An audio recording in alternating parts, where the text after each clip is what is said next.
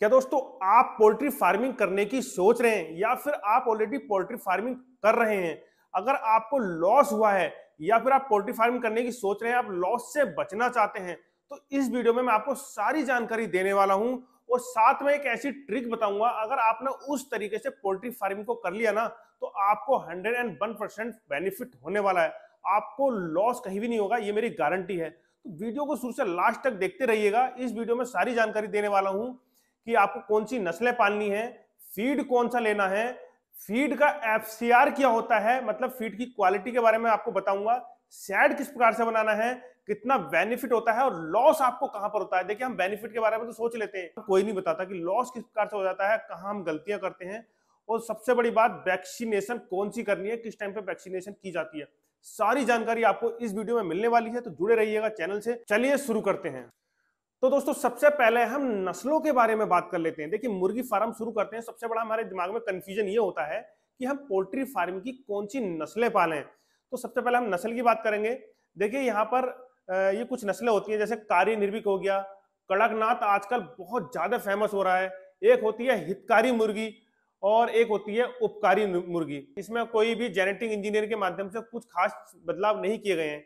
मगर दोस्तों, एक है ब्रॉयलर, जो पूरे भारत में नहीं पूरे विश्व में सबसे ज्यादा खाई जाती है, ब्रॉयलर। और ये एक हाइब्रिड है, मतलब दो प्रकार की मुर्गियों का क्रॉस करवा करके एक नई ब्रीड तैयार की, उसे हमने बोला ब्रॉयलर।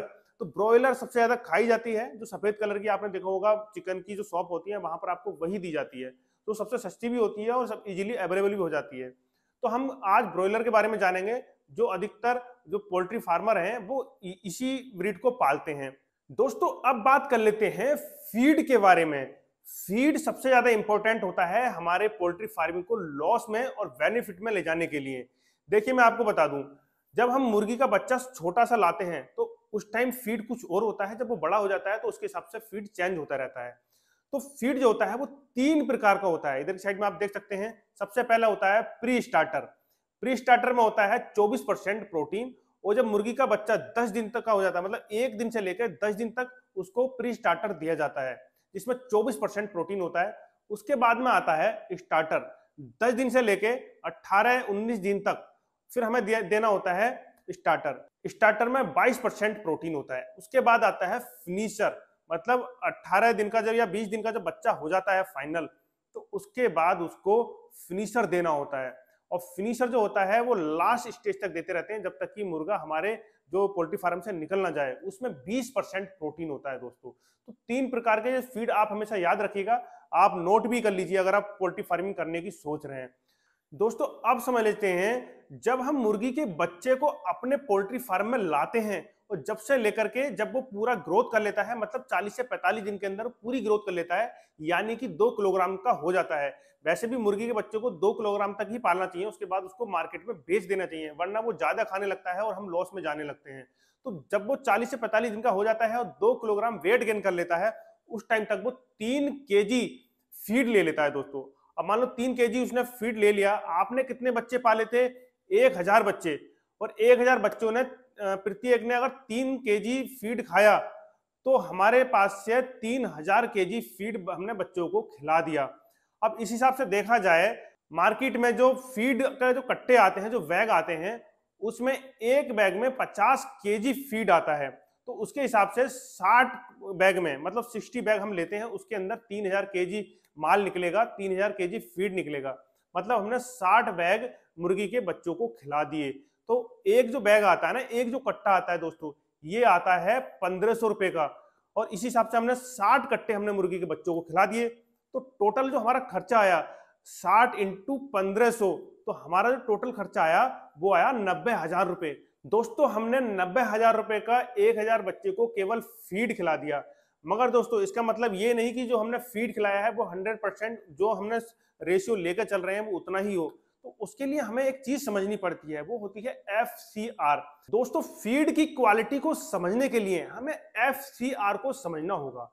FCR का मतलब होता है फीड कन्वर्जन रेशियो। मार्केट में आप फीड लेने जाते हैं तो आप उनसे साफ साफ कहेंगे कि भैया हमें 1.5 या 1.7 से नीचे का जो FCR हो वो वाला हमें फीड दीजिए। मतलब 1.5 से लेके 1.25 तक हमें जो FCR जिसका आ रहा हो उससे नीचे का फिट दे दीजिए। अगर वो कह रहा है भैया नहीं हमारे पास तो ऊपर वाला है, मतलब हमारे पास 1.5-2 FCR वाला है, वो आप मत खरीदिएगा।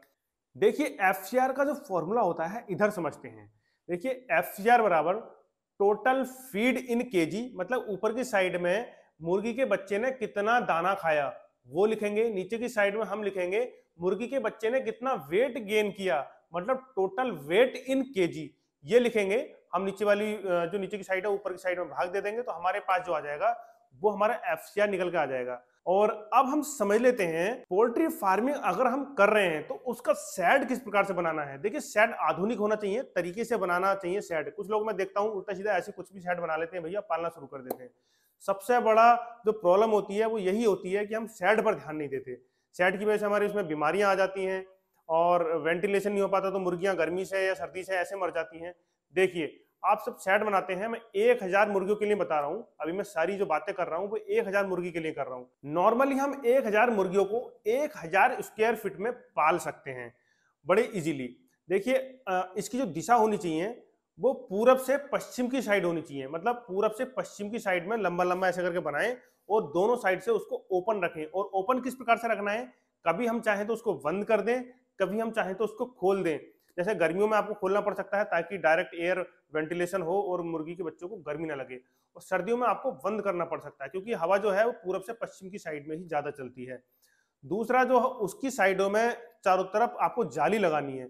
जाली के बाद उसको बंद करने का भी सिस्टम होना चाहिए ताकि सर्दियों में ठंडी हवा अंदर एंटर ना करे। और शेड की जो दीवारें होंगी, शेड की दीवारों को आपको सीमेंट और ईंट से बनाना है, रेता बजरी ईंट से बनाना है, ना कि बस ऐसी प्लास्टिक के डंडे खड़े कर दिए, ये ना करें बिल्कुल भी। और जो उसके ऊपर जो शेड डालते हैं ना, वो लोहे वाली टीन का ना डालें, कोई भी ऐसी चीज ना डालें वो एकदम गर्म हो जाए। आपको डालना है सीमेंट की जो मोटी वाली चादर होती है, आप देख रहे होंगे ये वाली चादर आपको डालनी है, लगानी है ऊपर की साइड में, और उसके ऊपर से पुराली से ढक दें। पुराली से ढकने से क्या होगा, डायरेक्ट जो सूरज की जो धूप है वो उस पर नहीं पड़ेगी और आपका टीन शेड गर्म नहीं होगा और अंदर उसमें ठंडा रहेगा। और आप चाहे तो बीच बीच में ऊपर से पानी भी डाल सकते हैं ताकि वो शेड ठंडा रहे गर्मियों के मौसम। और आप सर्दियों में पोल्ट्री फार्म के अंदर हीटर या भट्टी भी जला सकते हैं ताकि वो जो बच्चे हैं उनको ठंड ना लगे और वो सुरक्षित रहें। दोस्तों अब बात कर लेते हैं मुर्गी के बच्चों की कुछ सुरक्षा के बारे में, मतलब वो डिसीज से, बीमारी से बचे रहें। तो उसके लिए 3 प्रकार की वैक्सीनेशन की जाती है। सबसे पहली वैक्सीनेशन होती है 5 से 7 दिन के अंदर, जब हम बच्चा लाए 5 से 7 दिन का होगा उसके अंदर हम वैक्सीनेशन लगा देंगे। दूसरी वैक्सीनेशन होती है 12 से 14 दिन के अंदर, आप लोकल के डॉक्टर से भी संपर्क कर सकते हैं। दूसरी वैक्सीन को हम बोलते हैं गंबोरो। गंबोरो वैक्सीन को हम लगा सकते हैं 12 से 14 दिन के अंदर। उसके बाद 21 से 22 दिन के अंदर एक वैक्सीन होती है लसोटा, वो हमें लगानी होती है। इधर की साइड में आप देख सकते हैं। कई बार ऐसी कंडीशन आती है कि हम अपने मुर्गी के बच्चों को मार्केट में नहीं बेच पाते हैं, कई बार हमें लॉस हो रहा होता है, तो हम सोचते हैं कुछ दिन रुक के बेच देंगे। तो ऐसी कंडीशन में उन्हें बीमारी से बचाने के लिए वैक्सीनेशन दोबारा से करना होता है। तो आप लसोटा को दोबारा से लगा सकते हैं 10 दिन के अंदर रिपीट करके। दोस्तों अब हम बेनिफिट की बात कर लेते हैं कि हमें कितना बेनिफिट पोल्ट्री फार्मिंग से होगा। और मैं अब आपको एक ऐसी ट्रिक बताने वाला हूं, अगर आप उस ट्रिक से करते हैं तो आपको 100% बेनिफिट होने वाला है। चलिए पहले बेनिफिट को समझते हैं। देखिए जब हम मार्केट में बच्चा खरीदने के लिए जाते हैं या किसी डीलर से बच्चा खरीदते हैं, पहली बात तो मैं आपको सलाह दूंगा आप किसी अच्छी हैचरी से, भरोसेमंद हैचरी से खरीदें, जो पहले से मार्केट में जिसका अच्छा खासा नाम हो, किसी ने उससे नुकसान ना उठाया हो। तो ऐसी हैचरी से बच्चा खरीदिए। बच्चे का जो रेट होता है वो 20 से 25 या फिर 30 रुपए में आपको एक बच्चा मिल जाता है। मैंने आपको कहा कि मैं 1000 मुर्गियों के बारे में बता रहा हूँ, मतलब 1000 मुर्गियों का हम पोल्ट्री फार्म कैसे चलाते हैं। तो हमने 1000 बच्चे खरीदे तो हमें मिले 25,000 के। 25,000 के हमें बच्चे मिल गए। 25,000 रुपए हमने उसकी दवाइयों में, इलेक्ट्रिसिटी में और पानी में लिक्विड जो घोल के जो भी देते हैं वो सब हमने उसमें लगा दिया 25,000 रुपए। 90,000 रुपए का हमें फीड पड़ा। टोटल हमारा खर्चा हुआ 1,40,000 रुपए। अब दोस्तों प्रॉफिट देख लेते हैं। देखिए टोटल हमने जो मुर्गी के बच्चे पाले वो 1000 मुर्गी के बच्चे पाले थे। एक मुर्गी जब हम लाते हैं, जब से लेकर जब उसको सेल करने जाते हैं मार्केट में, तब तक 2 केजी वेट गेन कर लेती है। 2 केजी तक हम उसको सेल कर देते हैं और हमें जो मार्केट में उसका पैसा मिलता है 1 किलोग्राम वजन का 100 रुपए मिलता है। तो इस हिसाब से हमारी जो मुर्गी थी 2 किलोग्राम की हुई, हमने उसको 100 किलोग्राम के हिसाब से बेच दिया तो हमारी 200 रुपए के हमें एक मुर्गी पर मिले, मतलब 2 किलो के हमें 200 रुपए मिल गए। तो इस हिसाब से हमारे पास 1000 मुर्गी थी जो प्रत्येक 2 किलोग्राम की हो चुकी थी। तो हमने वो मार्केट में सेल करी और हमें कितना मिला, 2 लाख रुपए दोस्तों। तो 2 लाख रुपए हमें उसका जो मिलना था वो मिला हमें, और हमारा जो टोटल खर्चा आया था 1,40,000 रुपए हमारा उस पर खर्चा आ गया मोटा मोटा। हमें जो प्रॉफिट हुआ उससे वो 60,000 रुपए हमारे सारे खर्चे काट के हमें बेनिफिट हुआ 1,000 मुर्गियों पर। आप इस हिसाब से लगा सकते हैं कि 2,000 मुर्गी हमने पाली तो 1,20,000 रुपए। आप इसको कितने से मल्टीप्लाई कर लीजिए, वो आपकी मर्जी है। मगर अभी मैं जो आपको ट्रिक बताने वाला हूं, आप उस ट्रिक से जरूर पोल्ट्री फार्म कीजिएगा। आप जहां भी रहते हैं, जिस गली, जिस मोहल्ले, जिस गांव में भी रहते हैं, भारत के किसी भी कोने में रहते हैं, हर जगह पोल्ट्री फार्मिंग की जाती है और चिकन भी खाया जाता है। पर चिकन को हम क्या करते हैं, जब हमने तैयार किया, मान लो मैं एक फार्मर हूं, मैंने वो तैयार कर दिया, मैंने वो 2 किलोग्राम का कर दिया, अब मेरे को वो बेचना था, तो मैं किसको बेचूंगा? किसी डीलर को ढूंढूंगा या किसी जो माल काट के बेचता है मार्केट में कोई कसाई, मैं उसको बेचूंगा। अब वो आगे उसको सेल करता है, आपने उनको कितने में दिया? 100 रुपए पर केजी के हिसाब से। वो उसको मार्केट में कितने के हिसाब से सेल करता है? 250 रुपए पर केजी के हिसाब से। मतलब उसने उस पे मोटा मोटा 100-120 रुपए और एक्स्ट्रा लिए। मगर आप सोचिए, अगर आप अपने गांव से किसी व्यक्ति को जो मुर्गी काट कर बेच सकता है, आप उसको अपने पास बुलाइए, नौकरी पर रखिए, दहाड़ी पर रखिए। अगर आप मान लीजिए उसको डेली का 400 रुपए देते हैं, तो इस हिसाब से एक महीने का 12,000 रुपए बैठता है। 12,000 रुपए आप उसको महीने का दीजिए, मगर वो आपको एक दिन में कम से कम 20 से 30 मुर्गी काट कर बेच सकता है। तो उसमें आपको मोटा मोटा, अगर मैं बेनिफिट की बात करूं, 3 से 4,000 रुपए आपको पर डे के अलग बच रहे हैं। वो पैसा आप अपने बिजनेस में लगाकर और ज्यादा मुर्गी पाल सकते हैं और वो मुर्गियां आप वहां पर जाकर सेल करवा सकते हैं। तो आप ऐसी 1-2 शॉप ले लीजिए, किराए पर आपको इजीली मिल जाएंगी। अगर आपको पोल्ट्री फार्मिंग में नुकसान भी हो रहा है ना, तो आपको उधर की साइड में बहुत बड़ा बेनिफिट होगा। दोस्तों अगर आप पोल्ट्री फार्मिंग करने की सोच रहे हैं, अगर लोन लेना चाहते हैं, तो लोन के लिए मैंने आपको इधर की साइड में वीडियो डाला हुआ है, आप यहाँ पर जाकर क्लिक करके देख सकते हैं। अगर आप इस प्रकार के बिजनेस की और भी वीडियो देखना चाहते हैं, तो इस चैनल पर हमने सभी प्रकार की वीडियो डाली हुई है। चैनल को सब्सक्राइब कीजिए, वीडियो को लाइक कीजिए और शेयर कीजिए। फिर से मिलूंगा इसी प्रकार से नेक्स्ट वीडियो में। अभी के लिए सबको